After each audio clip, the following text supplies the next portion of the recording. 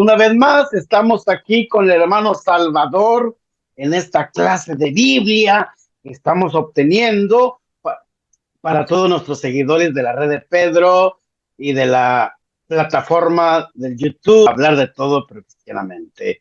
Pues antes de comenzar esta palabra de Dios, vamos a pedirle al Espíritu Santo que nos ilumine.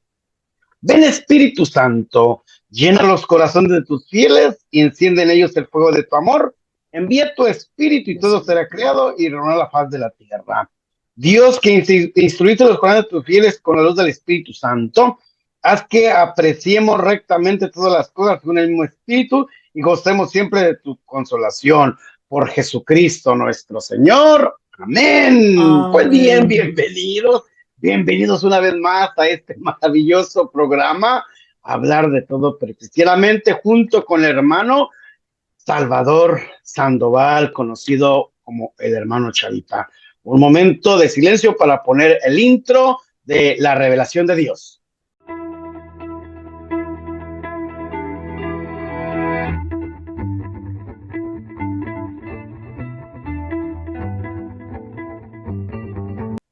Bien, pues buenos días, buenas tardes, buenas noches para los que lo van a en diferido.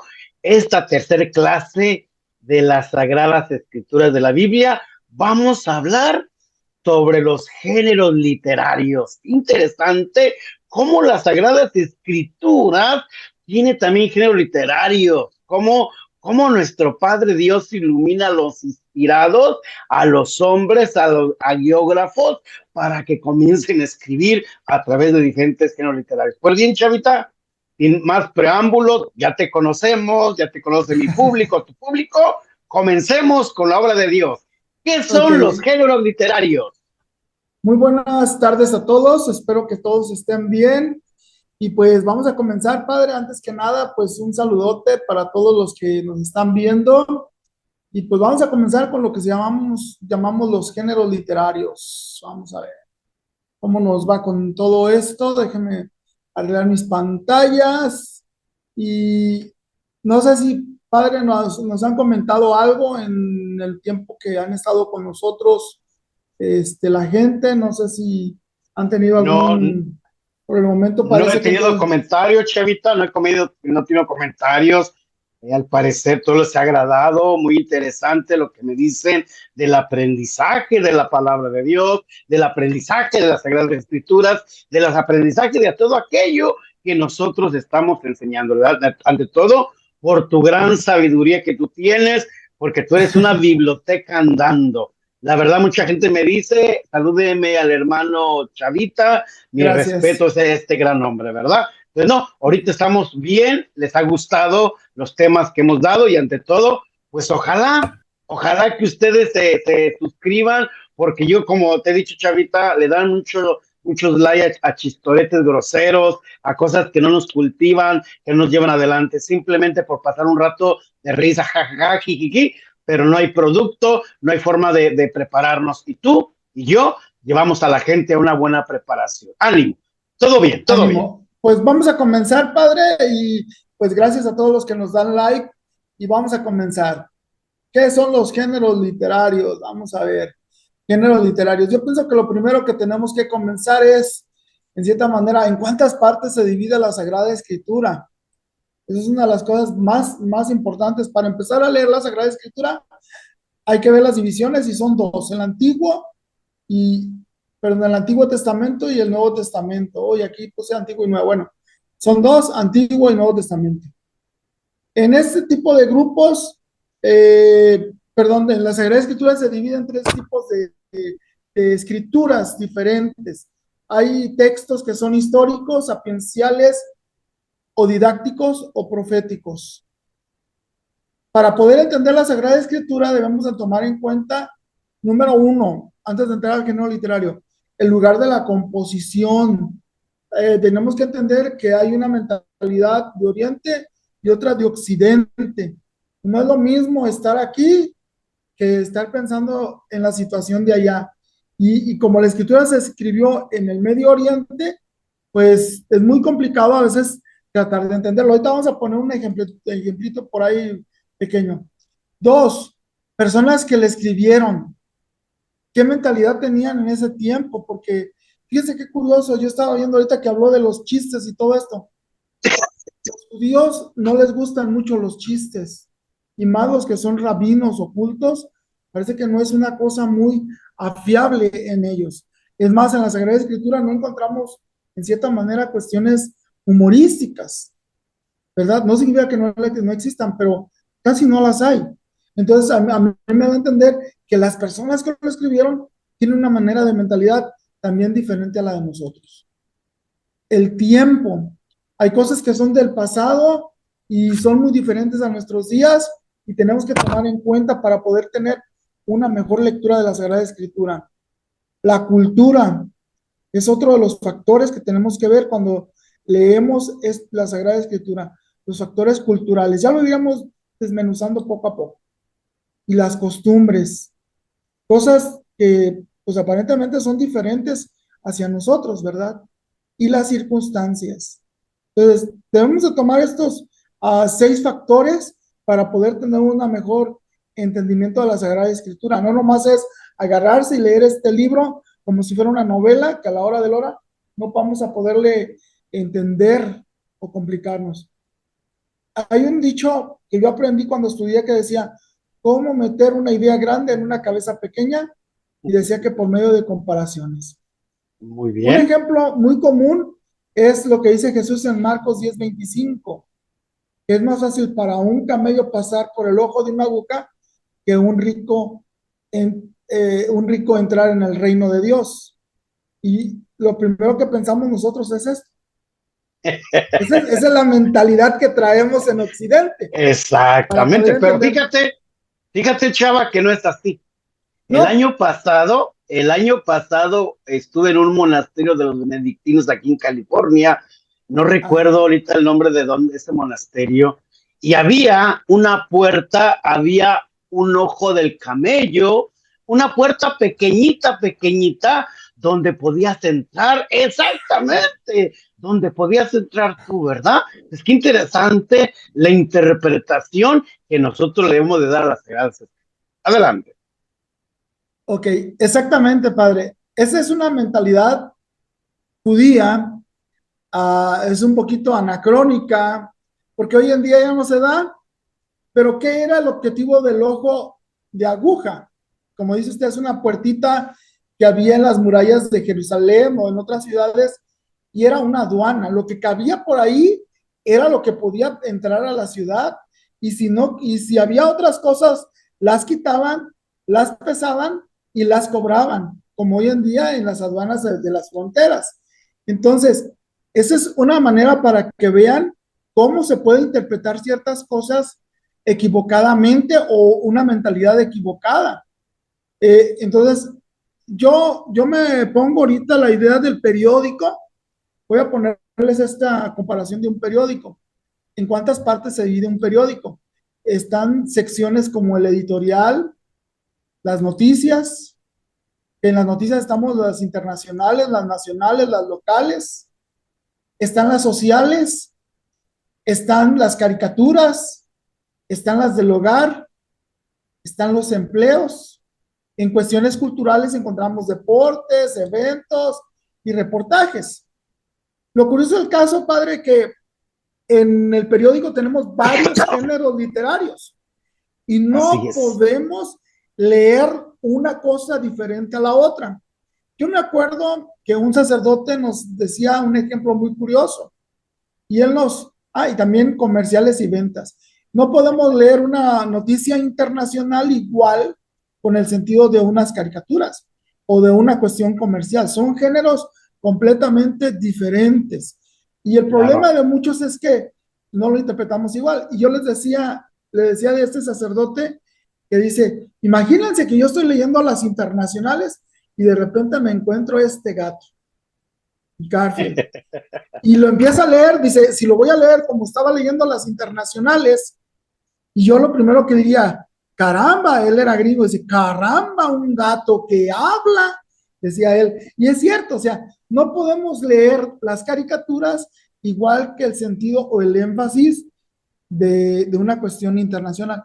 Es igual en los géneros literarios, padre. Tenemos que tener bien claro qué es lo que estamos leyendo.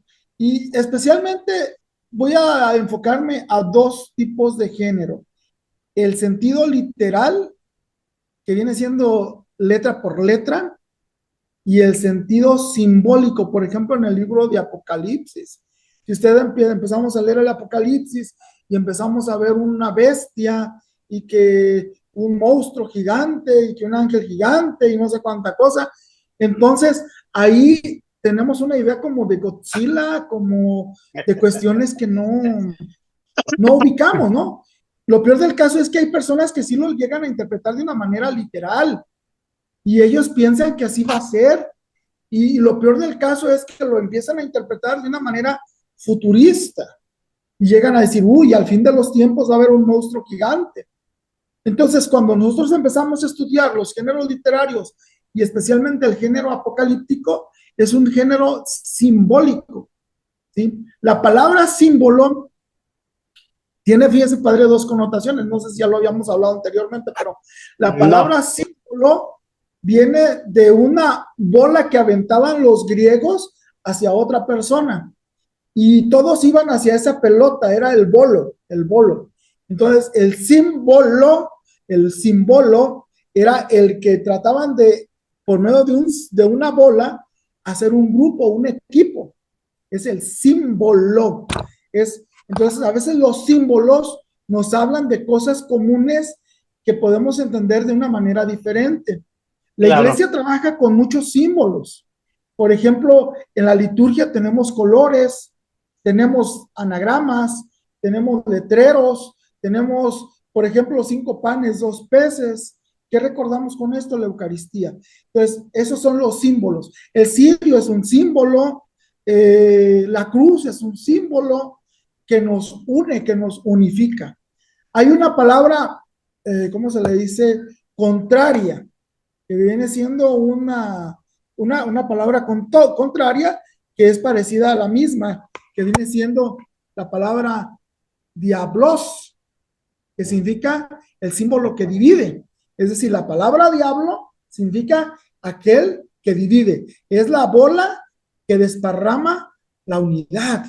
Entonces, fíjense qué interesante. Entonces, cuando nosotros leemos el libro del Apocalipsis, debe de haber signos que nos unifiquen en la manera de pensar. Por ejemplo, yo cuando leo el Apocalipsis, una de las maneras que vamos a ver más adelante es cómo es posible que este hombre llamado Juan, discípulo de Jesús, encarcelado, tenga un mensaje al final de los tiempos que le dio Jesús, cómo hacerlo pasar a través de una cuestión de prisión. Tenía que mandarlo en una palabra clave que los demás cristianos entendieran, cristianos que descendían de una cultura judía. Entonces ellos, como entendían los símbolos del profeta Daniel o de Ezequiel, ellos más o menos podían entender que eran estas cosas. Para no dejar en ascuas, las bestias son animales, es una mezcla de animales, de características de varios animales. Pero ya más el símbolo son naciones. Cada nación en la Biblia, en el Antiguo Testamento, se le había dado, o un reino, se le había dado un símbolo de animal. Y la mezcla de varios animales es una bestia. Entonces, no es que vaya a haber una bestia, simplemente son las mezclas de animales que hubo en el pasado, que probablemente pueden resurgir en el futuro. Por ejemplo, el famoso imperio romano o europeo.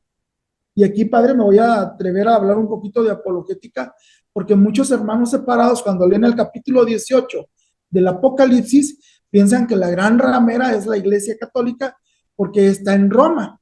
Curiosamente, está fuera, y en el capítulo 18 habla de los 7 montes de Roma, pero curiosamente el Vaticano está fuera del río, creo que se llama el río Rin, está fuera de la ciudad de Roma. Entonces, el Vaticano en ese tiempo no era parte del imperio, no era parte de la ciudad de Roma. Está hablando del imperio romano. Entonces, el Vaticano no es parte de esa bestia que se está hablando en de la prostituta o la ramera de Apocalipsis 18. Es una manera de analizar las cosas. Ok, vamos a ver. Simplemente las 12 tribus, ¿verdad?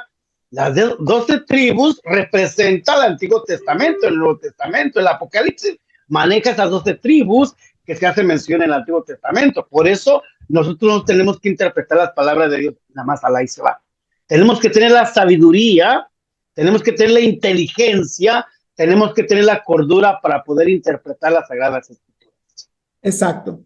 Por eso, aunque la Sagrada Escritura la podemos leer nosotros, es necesario que la iglesia nos dé pautas de interpretación.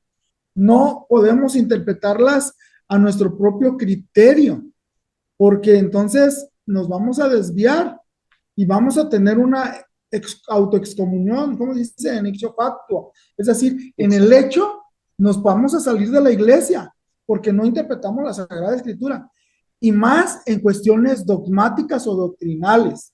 Hay que tener cuidado. La Sagrada Escritura, pero si no es una cuestión dogmática o doctrinal, pues en cierta manera quizás Dios me está hablando en algo particular de la persona. Hay un documento de la iglesia que se llama se llama Christis Fidelis Lachis, en el cual creo que el Papa Juan Pablo II habla y dice que la vocación particular no se puede convertir en una vocación comunitaria. Así me acuerdo de esa idea. ¿Qué es decir? Vocación, si Dios, es la vocación y misión de los laicos, la 78. Es particular. Y yo me voy a atrever a decir un poquito sobre revelación, sobre la Sagrada Escritura. Cuando yo leo un texto bíblico y me está hablando a mí, yo no puedo imponer este mensaje que Dios me ha dado a toda la comunidad. ¿Por qué? Porque no, o sea, es para mí. Es una manera de decir, Dios me está hablando a mí, no a los demás. Y hay veces que en la iglesia sucede lo contrario. A mí me dijo esto, hay que hacerlo en general para todos. No. Por eso no tenemos que meternos en cuestiones,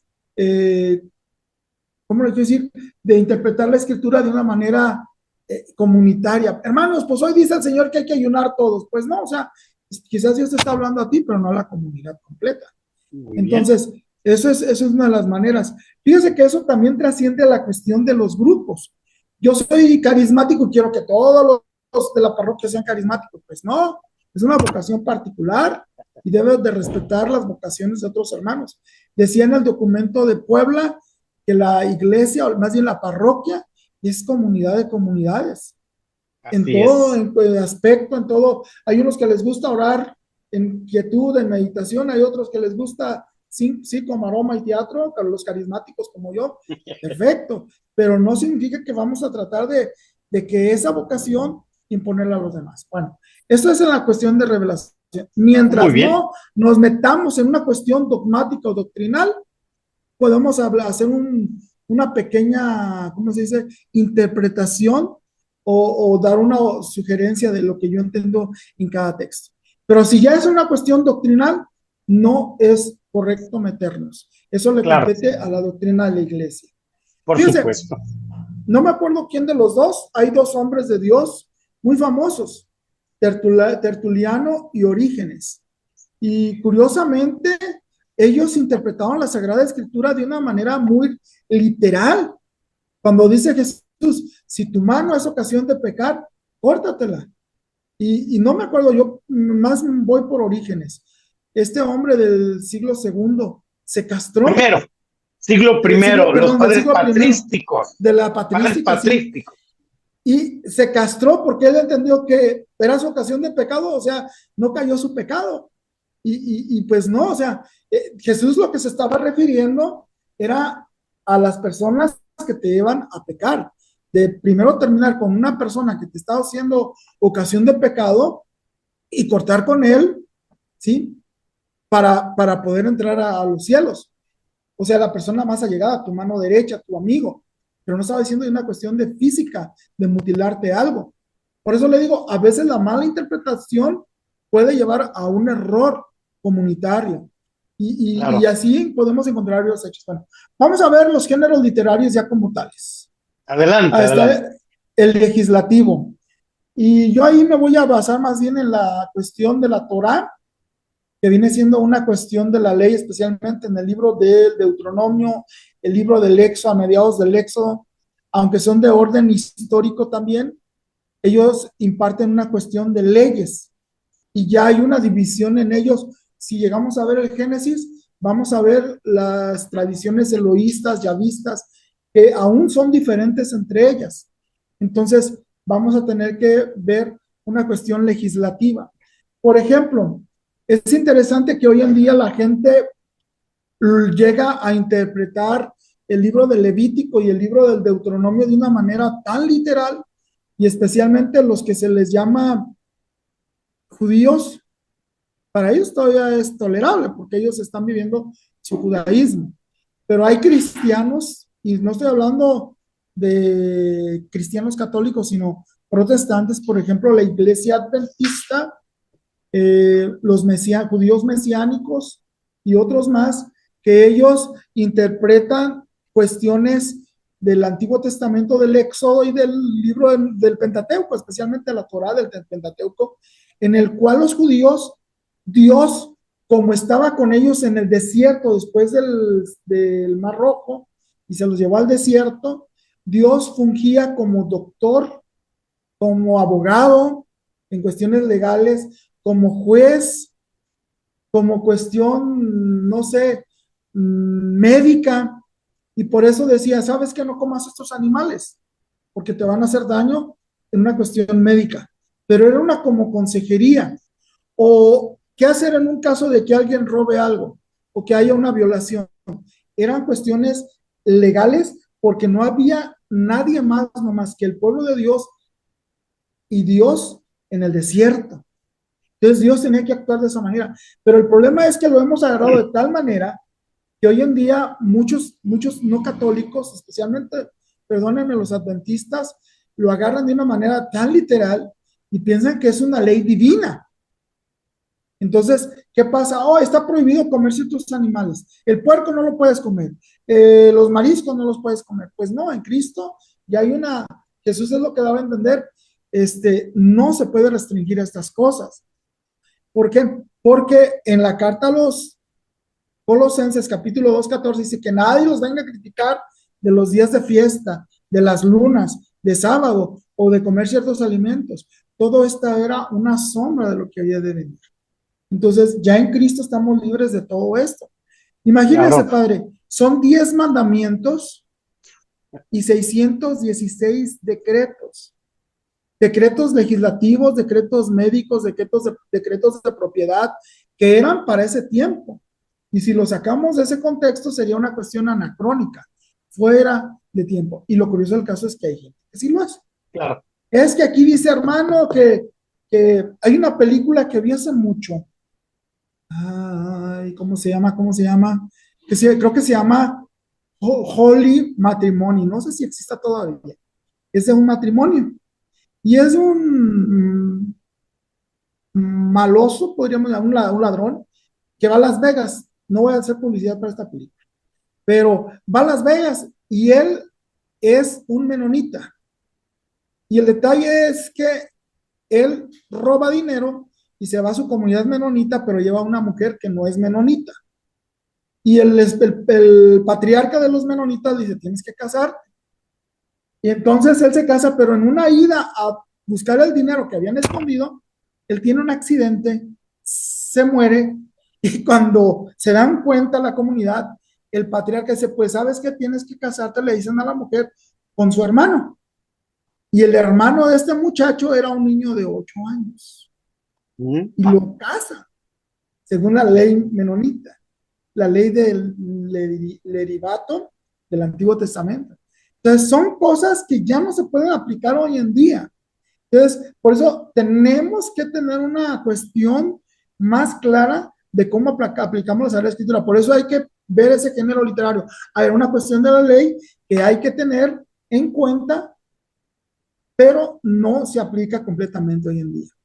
Aún en los abogados hoy en día toman la Sagrada Escritura y como una cuestión, un libro de derecho, lo analizan y ven qué es lo que es aplicable y lo que no es aplicable. Hay otro género literario que es el libro sapiencial o didáctico. Aquí ya serían las cuestiones un poquito de cuentos que dan una enseñanza, los dichos de Israel que vienen siendo el libro de Proverbios o el libro de consejos de Eclesiástico o el libro de la sabiduría, o no sé, el Cantar de los Cantares, que es un poema muy bello, en el cual pues dan una enseñanza, pero hay un punto más. Recordemos que toda la escritura va hacia Cristo y toda Así esta es. consejería va hacia Cristo.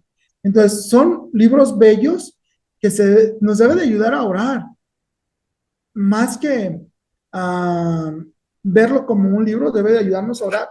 Pero vuelvo a repetir, tenemos que leerlo en su contexto poético, y bellísimo. Yo les recomiendo la Biblia de Alonso Chequel para los libros especialmente didácticos o sapienciales por su lenguaje.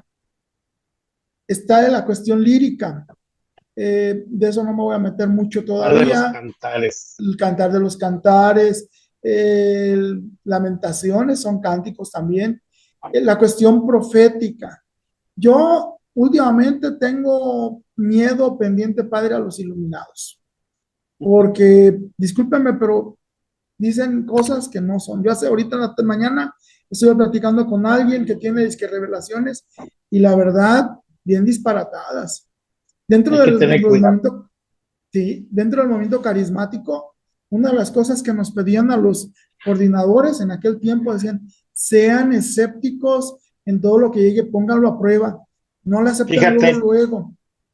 fíjate, Yo creo, Chavita, a mí yo creo en cuando el me don de llegan profecía. casos, a mí cuando me llegan casos de estos rollo de profetismo, de visiones, eso les digo a las personas, ya te pusiste ante Jesucristo sacramentado para que tengas un discernimiento personal. Ya le pides al Espíritu Santo que te ilumine tu mente para que realmente veas si es cosa, si es cosa de Dios o es cosa del demonio. Porque Sí, a veces los que nos sentimos iluminados, los que sentimos revelaciones, etcétera, puede ser también el demonio que está actuando ahí, ¿verdad? Pues yo le digo a las personas, ponte en oración profunda, ayuna y haz oración para que realmente esa visión, esa cosa de lo que Dios te está dando, sea realmente algo real y no algo ficticio o algo que el demonio te esté atentando, ¿verdad? Por ahí hay que tener mucho cuidado todos los hermanos, hermanas, que se creen iluminados, tengan mucho cuidado. Hay, sí. hay manifestaciones privadas, revelaciones privadas, pero también hay revelaciones abiertas que los papas, que los cardenales, que los obispos han aceptado dentro de la iglesia. Hay que tener cuidado nada más. Adelante, Okay. Chavita. Sí. Hablando de ese punto, Padre, tenemos que tener en cuenta el libro de Ezequiel en el capítulo 3, no me acuerdo el versículo, lo estaba buscando ahorita que estaba platicando, pero no quiero distraerme. En el capítulo 3 hay una parte donde el profeta recibe una indicación de Dios. Cómete el rollo, cómete el libro. Yo le digo a los que se creen iluminados, no es que se crean, quizás Dios les ha llamado a una revelación particular. Eh, Todos por el bautismo somos profetas, pero hay unos que tienen el carisma de profecía. Pero hay que tener Claro. mucho cuidado porque el demonio, como dice usted, nos engaña. Yo tengo tres claves de discernimiento. Yo estudié el discernimiento, dos banderas de San Ignacio de Loyola en el 84. Lo tomé dos veces el curso, en el momento de renovación. Pero yo saqué conclusiones, tres conclusiones. Número uno, tiempo, tiempo. Número dos, frutos. Y número tres, que vaya de acuerdo a la Biblia y a la doctrina de la iglesia. Si no Claro. cumple esos tres requisitos, algo está mal. ¿Qué es el tiempo? Si alguien dice algo y no se llega a cumplir, no es de Dios. No es de Dios. ¿Sí? O el tiempo, una vez me tocó X lugar, una comunidad que creció muy rápido. Y nosotros íbamos al paso a pasito y estos en menos de, ¿qué le cuento? 2 meses ya tenían 500 personas. Y yo dije, esto no se me hace como de Dios. No, sí es de Dios. ¡Pum! Al menos de año y medio se tronó la comunidad esa y quedaron en tres o cuatro. ¿Qué les digo? El tiempo me da respuestas. Es que el No, Señor solo habló. El tiempo me va a dar la mejor respuesta. Es que el Señor habló. El tiempo me da la mejor respuesta. No lo acepto luego, luego. Dos, frutos. Es que el Señor me habló y me dijo, oye, ¿y cómo está tu vida? ¿Te confiesas, comulgas? No. ¿Tu matrimonio? No. Entonces algo no está bien. Tres, no, el Espíritu Santo no va a contradecir la Sagrada Escritura Claro. y menos al magisterio de la iglesia, porque él es el alma de la iglesia. El detalle es que nos hemos guiado mucho, nos hemos, como niños, cuando ven una película de Superman y quieren volar, así la gente ve películas de videntes, de profetas de la iglesia, de santos, y quieren copiar esos dones místicos, porque yo no le llamo carismas, dones místicos. Y eso es muy peligroso, porque es una trampa del enemigo. Yo te Claro. digo esto, vive tu fe católica, conforme Dios te la ha dado, no busques más allá. Si Dios te da, te lo va a dar y punto. ¿Sí? Ok, profética. En la cuestión profética tenemos que subrayar que toda la Biblia ya se terminó. La cuestión profética, la cuestión histórica de la Biblia se cerró y ya se cerró y ya no hay más. No se puede decir como los mormones que dicen que tienen el otro libro, el otro testamento de Jesucristo. Pues no, no. La iglesia nos ha enseñado que el canon, lo vamos a ver después, ya se cerró, ya no hay más libros. Entonces, la profecía ya se cerró, los libros ya se cerraron y no podemos añadir profecías nuevas. ¿Qué es lo que hablan las profecías en la escritura? Tenemos 13 profetas menores, 4 mayores, tenemos el Apocalipsis. Yo encuentro más profecía en los evangelios que en el Apocalipsis sobre el fin del mundo. Vuelvo a repetir, Claro. se me cayó aquí el micrófono. Yo encuentro más profecía en los evangelios para el fin del mundo que en el Apocalipsis. El libro de Apocalipsis es un libro de esperanza. Lo veremos más adelante. Pero Jesús habla más sobre el fin de los tiempos. Más Así es. Entonces, vuelvo a repetir, esto, lo que hablan sobre el juicio de las naciones y todo, pero la iglesia ha determinado que hay libros, profetas mayores, porque es en el grado en que van a hablar de la profecía mesiánica, o sea, de Cristo que va a venir. Ezequiel, Daniel, Isaías, Jeremías, Jeremías. son los profetas mayores, porque ellos van a hablar dónde es, quién es, dónde van a ser el Mesías. ¿Sí? ¿Hubo más profetas? Sí. Ya lo veremos en un artículo que veremos sobre los apócrifos o los que no se fueron añadidos en el canon, pero esto es lo de profecías. ¿Qué debo buscar ello? A Cristo. Yo en lo que diría. El Claro. campo apocalíptico que ya lo vimos, los símbolos, la cuestión simbólica, la histórica que para muchos es fascinante. Yo el otro día me decía una persona, ay, qué aburrido, ponte a leer la Biblia, ponte a leer los libros históricos, está fantástico. Es que no se compara a la literatura de hoy en día, ¿estás seguro? Y yo le decía a un cuate, ¿quieres ver superhéroes? Ahí está en la Biblia, ponte a leer históricos. ¿Quieres ver algo medio picante, medio? Ponte a leer el libro de, de Cantar de los Cantares. A Fray Luis de León lo condenaron, pues lo iban a condenar en la hoguera por cuestión de interpretar el libro del Cantar de los Cantares de una manera media erótica. Pero bueno, epistolar. La palabra epistolar es cartas. Entonces, cada género literario es muy diferente uno que otro y tenemos que en cierta manera que respetar. Por ejemplo, Pablo le manda cartas a los que son fieles a él, a los que estaban en su comunidad o las comunidades que iba fundando y les iba aconsejando. Entonces, es un género literario también poco conocido, pero que debemos empezar a analizar. Hay gente que se confunde al leer las cartas de Pablo o la carta a los hebreos y dice, oye, pues ¿dónde está aquí la situación? Por eso tenemos que tener un estudio claro sobre todo lo que estamos viendo. Ok.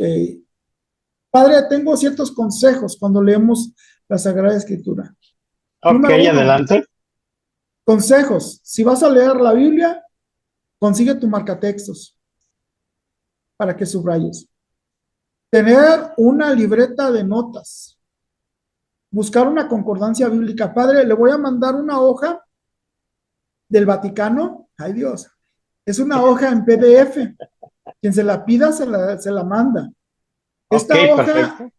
es una hoja en PDF que está con la Biblia que tiene en Vatican, creo que es punto Vatican, algo así, es la página oficial del Vaticano. Y es una Vatican. Biblia, ay, ¿cómo se llama? No me acuerdo la palabra, pero es interactiva. Y tiene en una parte el abecedario. Yo lo aparté en esa hoja y son links. Y usted se va a una letra y le da clic y le va a decir la palabra, por ejemplo, y le va a decir como diccionario todas las palabras que vienen en la Biblia con la letra A. Y ahí le va a decir la cita bíblica donde está. Es una concordancia bíblica y es católica. La puede usar, por ejemplo, para cuando alguien tiene un estudio o algo, lo puede usar. No la tengo ahorita a la mano, pero yo se la voy a mandar para si alguien se la pide, ustedes se la regalan. Entonces, ay, pues ¿dónde dice la palabra casa? Ah, pues vete a la hoja esta, la puedes poner en tu celular, la abres en PDF, le das clic y en automático te manda todas las palabras donde está la palabra, buscas la palabra casa y te va a decir dónde y cuántas veces aparece la palabra casa. Qué interesante, ¿no? Entonces ya puedes encontrar y preparar un tema en especial. Ok. Esa es una concordancia bíblica. Hay concordancia alfabética y concordancia temática. Lo que le estoy aconsejando es una concordancia alfabética. La concordancia temática, no sé cuánto cuesta, padre. Yo tengo años que no tengo una concordancia temática, pero llega a costar, no sé, la venden en librerías católicas. Son por temas, te dan todas las citas bíblicas para que puedas dar un tema desde una concordancia de temas. Esos son consejos para que comiences a leer la Sagrada Escritura ya sí, porque hay veces que uno la lee y la cierra ya no sabes ni dónde quedó la cita bíblica. Entonces la marcas, apuntas en el libro, en tu cuaderno de notas, qué leíste, qué te llegó, qué te dijo el Señor. Eso es muy bueno. La manera de leer la Sagrada Escritura. Tienes que ver el texto, el contexto, el pretexto y el contratexto. ¿Qué es cada cosa? Texto, leerlo literalmente. Contexto, ver los textos afines en otros libros de la Biblia, los contextos, ¿cómo se dice? La Jerusalén tiene notas de confrontación en otros contextos paralelos.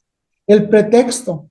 Hay veces que agarramos fundamentalmente, pues se llaman fundamentalistas los protestantes, agarran el texto y eso tiene que ser así y no se fijan lo que el agiógrafo dijo anteriormente. Hay que leer todo el texto anterior a ver de qué se está refiriendo a la cita bíblica. Y el contratexto, ver los textos afines, es decir, no los textos afines, perdón, leer los textos contrarios, ahí está mal, no son afines, los textos contrarios. Santo Tomás de Aquino tenía el método aristotélico, no sé si les pueda servir de algo. El método aristotélico era textos a favor, textos en contra, y luego sacaba su conclusión. Esa es la manera que él hacía sus estudios, Santo Tomás de Aquino. Padre, yo con eso he concluido, no sé si alguien... ¡Qué bien! Pues no un poquito, chavita. Ante todos los géneros literarios, ¿verdad? Yo quería si nos podías iluminar con algún texto bíblico de cada género literario, por lo menos un texto, ¿verdad? Para que nuestra gente entienda de qué es lo que estamos hablando, pero ya después lo vamos a ver. Ahorita es pura introducción, ya después lo vamos a ver en las siguientes clases. Ya en las siguientes clases vamos a ver, a profundizar totalmente los géneros literarios, ¿verdad? Bueno, no a profundizar, porque eso se lleva en 4 años, en teología se llevan 4 años, Sagradas Escrituras, y nosotros lo vamos a ver en 3, 4 semanas, ¿verdad? Entonces, nunca, fíjate, nunca la palabra de Dios se termina de entender, de comprender, porque entre más profundizamos la palabra de Dios, más y más y más dudas tenemos ante la palabra de Dios. Dice un padre jesuita, el padre de un libro, es un tomote así, es una aplicación, creo que ahorita ya la están cobrando, esta aplicación del padre Jorge Loring, para salvarte, dice él sobre esas sagradas escrituras. Entre más profundizamos nosotros, más la palabra de Dios nos interpela, más la palabra de Dios nos lleva a descubrir más cosas.